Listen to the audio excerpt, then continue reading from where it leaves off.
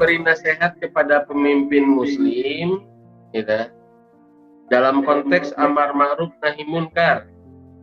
Kemudian demo boleh nggak? Nah, ya, nasihat ini kan hadisnya begitu doang. Tidak ada penjelasan bagaimana cara menasihati pemimpin, kan nggak ada di situ. Yang ada paling di hadis Tirmizi atau di hadis Ahmad misalnya, engkau mengatakan bertakutlah kepada Allah kepada pemimpin yang jair, pemimpin yang zalim. Jadi yang dikatakan kalau kita memberi nasihat adalah ittaqullah. Jadi bukan kita menghujat, menghardik. Itu kalau benar bernasihat. Maka kemudian beda negara, beda ulama, beda kondisi, beda fatwa dalam memahami hadis ini. Contoh ya, di Mesir itu Syekh Ali Jum'ah sempat merevisi fatwanya mengenai demo. Awalnya boleh, lalu tidak boleh. Beliau dibully karena masalah ini, tapi ketika saya tanya kepada orang mahasiswa yang dekat kepada beliau di sana, oh ternyata Syekh Ali Jum'ah membolehkan dulu ketika mereka demo tertib dan damai, ya, menyampaikan aspirasi dengan cara yang tulus dan dengan cara yang baik. Tapi ketika terjadi konflik dan lumayan parah di Mesir, terjadilah angkat senjata juga. Jadi itu parah teman-teman. Di sana pernah terjadi ya saling serang menyerang juga dulu itu. Maka beliau kemudian mengharamkan dalam fatwanya berdemo. Ya. Lain lagi ceritanya dengan Saudi. Saudi ini teman-teman yang kemudian menjadi rujukan teman-teman Salafi, mereka mengatakan apa? Demo itu haram. Itu fatwa Syekh bin Baz, fatwa Syekh Utsaimin, fatwa ulama-ulama yang ada di Lajnah Ad-Daimah itu ya. Lajnah fatwanya mereka kayak MUI-nya kita, tapi yang lebih berkelas di sana karena MUI tidak punya kekuatan hukum kecuali bagi orang yang percaya, yang mau terima, sedangkan lajnah itu wajib diikuti oleh masyarakat di sana. Syekh Utsaimin misalnya mengharamkan demo. Kenapa? Teman-teman antum harus ingat bahwa negara Saudi itu sistemnya adalah kerajaan, monarki. Kalau ada demo, bahkan nggak usah demo deh, di sana tuh nggak ada partai, nggak ada dewan perwakilan rakyat, DPR, ya, nggak ada MPR, nggak ada. Yang ada apa? Keluarga raja, monarki. Maka itu menteri-menterinya semuanya keluarga kerajaan. Itu yang disebut politik dinasti. Politik itu yang disebut politik dinasti. Maka untuk menjaga ini, mohon maaf ya, mereka kemudian berdiskusi dengan ulama supaya menjaga tatanan negara biar damai. Ngomongnya begitu, supaya negara damai nih. Padahal maksudnya adalah ya supaya kekuasaan mereka langgeng. Gimana? Tolong kalian fatwakan haram demokrasi, haram berpartai, haram demo. Nah, nanti dicarilah kesalahannya, apa alasannya demokrasi haram dari Yunani apa ya. Itu sebenarnya teman-teman. Jadi fatwa itu tidak pernah suci. Karena fatwa itu tanggapan ulama dalam hadis. Coba antum lihat di Quran ada nggak haramnya demokrasi? Nggak ada. Ada nggak haramnya demo? Nggak ada juga. Haram berpartai kan nggak ada juga. Haram kalau hizbin ada. Kullu hizbin biladin farihun menjelaskan tentang hizib, tapi hizib di situ kelompok keagamaan, orang-orang musyrik. Itu beda. Jadi sama-sama hizib, tapi bukan hizib yang dimaksud dalam Al-Quran. Indonesia, negeri kita punya ulama sendiri, kita punya pemimpin sendiri, kita punya persoalan yang berbeda dengan Saudi. Maka antum jangan impor fatwa-fatwa begitu ke sini. Ya. Jadi bolehkah demo di Indonesia? Boleh, yang penting tertib. Bolehkah? Bahkan kita wajib, kalau di sini wajib kita kalau melihat ada masalah di kalangan pemimpin, kita wajib menasihatinya dengan cara yang nasihah, cara yang tulus. Antum cari popularitas atau biar dilihat sebagai mujahid atau sebagai apa, atau ingin tulus supaya negeri ini dirahmati oleh Allah, diampuni oleh Allah, ya. Baldatun thayyibah, negeri yang diberkahi dan Allah mengampuninya. Atau cuma pengen biar kelihatan keren sama jamaah, anti dong sama pemerintah, atau biar kelihatan keren sama ulama sebelah, biar kelihatan pro pemerintah gitu. Atau Jangan bisa karena selfie mereka. gitu, Ya, biar selfie. Kita cuma ingin satu aja, rahmatan lil ummah, rahmat bagi umat. Nah, maka silakan antum ekspresikan dengan cara apapun.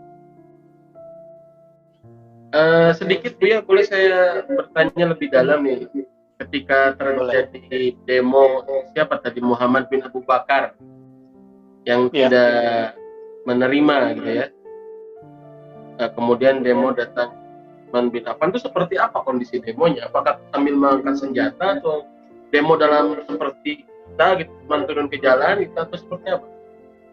Oh, itu lebih dari demo sebenarnya. Jadi yang terjadi pada Utsman itu kan ngirim surat. Cincin beliau jatuh. Cincin beliau itu cincin yang dipakai Abu Bakar dan Umar, berarti cincinnya Nabi. Ya, ada Muhammad Rasulullah gitu ya.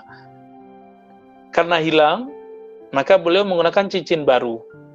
Itulah yang distempel oleh beliau. Dikasihlah ke Muhammad bin Abi Bakar. Ternyata di tengah jalan ada pembawa surat. Dulu kan belum ada telepon ya, belum ada JNE, jadi orang dulu pakai kuda. Kuda mengejar rombongan kafilah Muhammad bin Bakar, sekitar beberapa orang gitu, tentara-tentara yang jago-jago lah, membatalkan surat yang dipegang oleh Muhammad bin Bakar. Tapi stempelnya di situ bukan stempelnya Utsman, tapi stempel Muhammad Rasulullah yang dipakai Utsman sebelumnya, yang sebelum hilang. Maka ini membingungkan, berarti ada penyusup di belakang keputusan Sayyidina Utsman. Maka mereka menyalahkan Utsman, ya. Muhammad bin Abu Bakar tidak menyalahkan dia, ya sudah, kalau emang saya tidak jadi gubernur, ya sudah. Tapi provokator di belakangnya itu banyak. Mereka lah kemudian menggerakkan massa, mengepung rumah Utsman. Bersenjata. Mereka bersenjata. Nah, itulah bughot pertama dalam dalam sejarah pemerintahan Utsman. Kelompok bughot, ya, pemberontak. Dan bahkan mereka membunuh khalifah kita yang ketiga, yang dijamin masuk surga, yang Nabi meridhoinya sehingga menikahkan 2 putrinya kepada beliau, tapi tetap dibunuh. Ya, jadi pemimpin mana aja sehebat apapun pasti dihujat. Saya pernah mendengar bahwa syubhat itu lebih dekat kepada keharaman. Apakah statusnya bisa disamakan dengan orang yang berbuat keharaman? Belum tentu ya, karena kalimat di hadisnya la ya'lamuhunna katsirun minan nas, bahwa syubhat itu tidak diketahui hukumnya kecuali sedikit. Ya, kebanyakan orang nggak tahu. Berarti yang sedikit, yang ulama ini yang jeli, jadi sama-sama dapat dalil nih. Tapi ada ulama yang mengerti cara memahami dalil. Maka orang-orang ini akan mampu menjawab persoalan yang nggak dipahami orang yang mengatakan tidak ada. Ini beberapa orang bilang nggak ada dalilnya, tidak boleh. Ternyata ada dalil yang membolehkannya. Jadi tidak semua yang syubhat itu haram. Tapi untuk bab wara, bab kehati-hatian, syubhat itu kita dekatkan ke haram, supaya kita nggak tertarik untuk mendekatinya.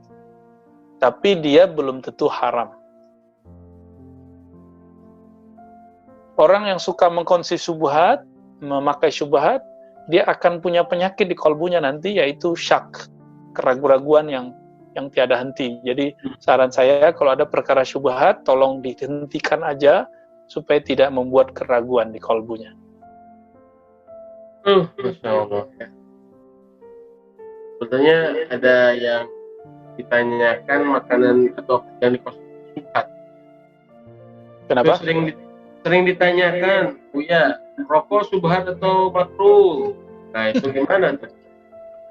Jadi, itu pakai versi MUI aja, jangan pakai, ini kajiannya sudah panjang di MUI.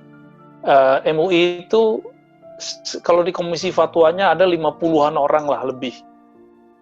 Itu beda faham, beda dalil, beda cara memahami dalil.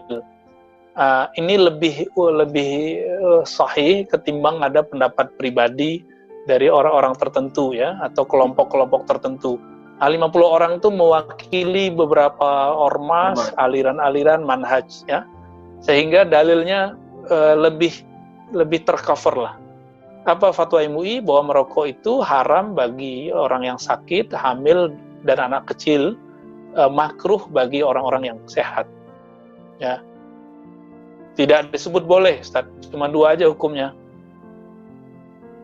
Ya, jadi makruh itu untuk ditinggalkan kan, bukan untuk konsumsi ya. Minimal makruh mubazir ya. Cuma ingat, di sebagian pesantren itu kan kiai-kiainya sebenarnya mufti.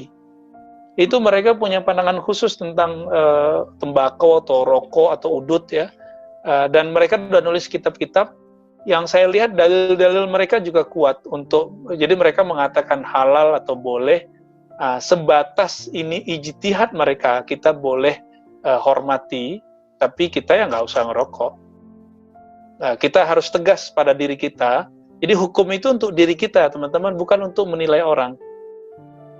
Nah, jadi dulu ada ustadz terkenal ahli zikir, dia nggak mau belajar zikir kepada seorang ahli ma'rifatullah, cuma karena orang ahli ma'rifatullah ini merokok. Belakangan dia nyesel.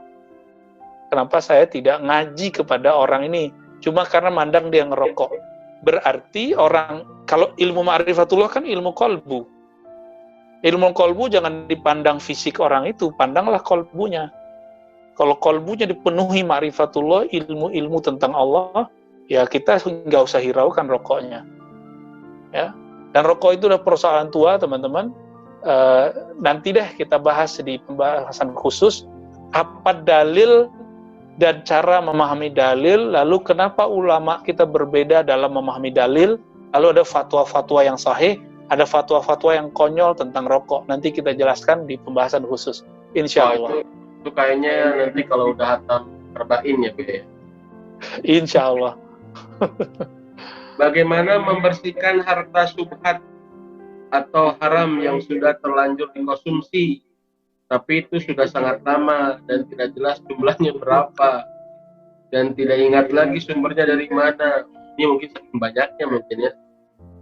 Itu kan sudah ada misalnya dalam Al-Quran, khuz min amwalihim shadaqatan tutahhiruhum wa tuzakkihim. Kan itu jelas ya. Ambillah sedekah dari mereka. Sedekah di situ artinya bisa kafarah, bisa wakaf, bisa apalah artinya charity yang kita berikan kepada orang diniatkan supaya Allah membersihkan diri dan harta kita. Tutahhiruhum wa tuzakkihim, yang bisa mensucikan jiwa mereka dan membersihkan harta mereka. Nah, itu makna tutahhir dan tuzakki. Jadi caranya gimana? Kalau biasanya zakat mal atau profesi itu cuma 2,5%, antum 2 kali lipatnya. Gitu. Jadi jangan ngambil 2,5 itu kan angka minimalis. Ya. Jangan kemudian bertahan, harus 2,5 gitu ya. Harus rajin, karena kita dulu suka ngumpulin yang syubhat, sekarang harus suka membersihkannya. Caranya itu mudah sekali, berbagilah lebih banyak. Cuma itu caranya. Jadi boleh disebut kafarah dari harta syubhat adalah bersedekah sebanyak mungkin. Ono setan kok nguyuh bar. Seru repot kiai-kiai. Mereka 2 kelompok besar. Sing ngalalo rokok ya kiai top. Wong Mbah Makhrus Ali ku ya rokokan, kabeh ya wong alim-alim top ya akeh sing rokokan. Wong alim-alim top wali kelapan atas sing ora seneng rokok ya akeh. Ki milih ndi?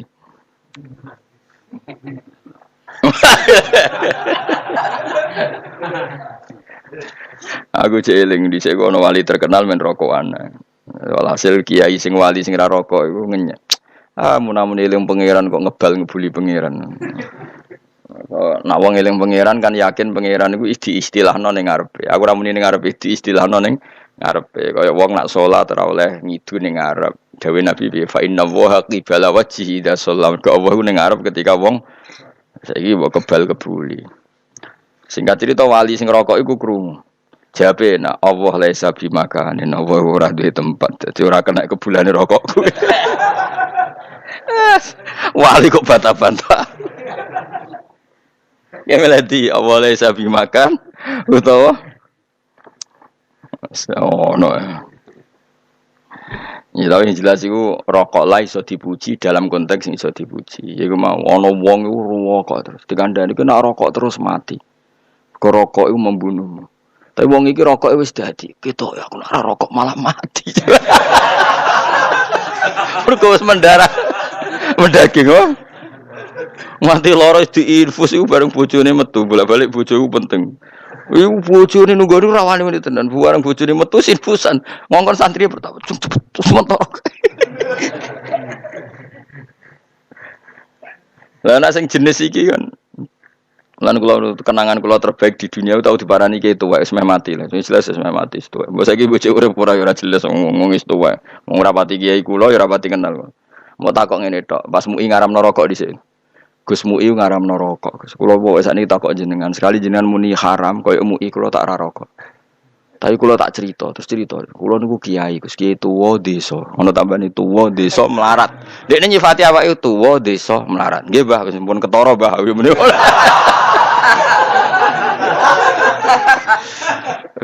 Wong nek ambek kula tak dimepol. Hiburan kula nak barisa niku jagongan teng langgar. Dekne di langgar tuwek. Ambek kanca-kanca zaman mondok, tuwek ketemu, tuwek terus cocokan nasib zaman mondok. Serokokan ngger barisa. Mergo isuk iku dibojo Gus awan niku mergawe sak isa-isa kula, njen kula duwe sawah di Tegal. Hiburanku satu-satunya iku bar isak rokokan mbek kancaku di masa lalu. Yes terus disebut-sebutno ning pojok musala biasa lah wong desa-desa. Lah nek iku mbok haramno pisan Gus bar kula serah hiburan. Ning omah wedi bojo donya ora duwe. Satu-satunya hiburanku ya bar isak rokokan mbek kanca-kanca mondok. Nek mbok haramno pisan Gus bar uripku. Lah kula iki kiai lho Gus. Tak pikir mending ngono kok sombong diblit. Delok dangdut ra pantes terusane ngono. Dadi dekne iku iri agere pojok musala ono canom-nom ape delok apa? Dangdut delok video iku iri. Lah aku ora iso ngono lho tekan rokok wae kok haram. Akhirnya aku pun bah kangge jenengan halal-halal. Nah jenis ngene iki ku ya kudu didukung wong hiburane sekare sitok iku. Rokok ning pinggir musala angger barisa. Ya aku ora tenan hidupane ngono tenan. Aku anggere Pak Liwat ya pas ngono. Masya. Saiki bojo urip ora serata takokno kabare wis ben. Nah yang jenis iki piye misale? Mbok haramno mbok halal jenis iki. Nah kowe kan gak ya rokokan gelem ndodok dangdut gelem lah. Delok WA sing gambare wong bulet-bulet yo gelem. Nah kiai iki kan fair, Gus, kula niku kiai, delok dangdut ra pantes. Ketoke WA-an yo ora iso dene. Jenis iki mbok halal ora? Jenis iki. Halal apa haram? Hiburane ning masjid rok ning musala rokok. Mergo sekali ning omah ya mau. Ana adwal lakum.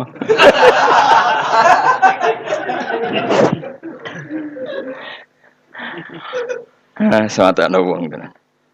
Piye ki misale dadi kiai posisimu kaya aku, terus dipamiti ngono ki. Dekne luwih percaya aku timbang MUI, model adat.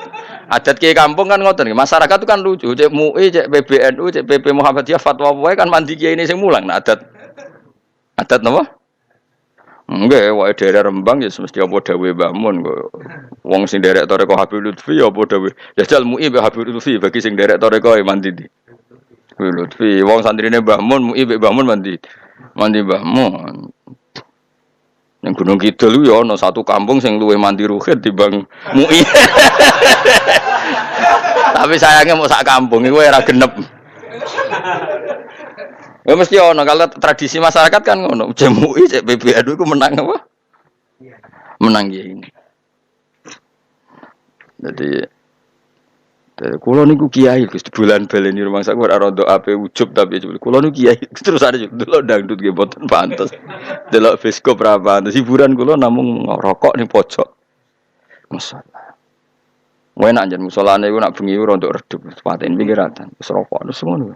Mergo dene iku waktu yang ditoleransi keluar dari rumah. Dadi yang ngrisak bojone serah nak gak mulai. Iku koncone masalah lu.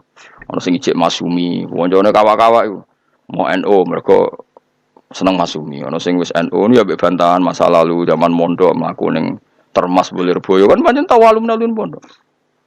Cerita di sini mondok iku ngelelet. Wah, dhisik Gus rokok nak gak di. Wah, udah itu konangan rokok.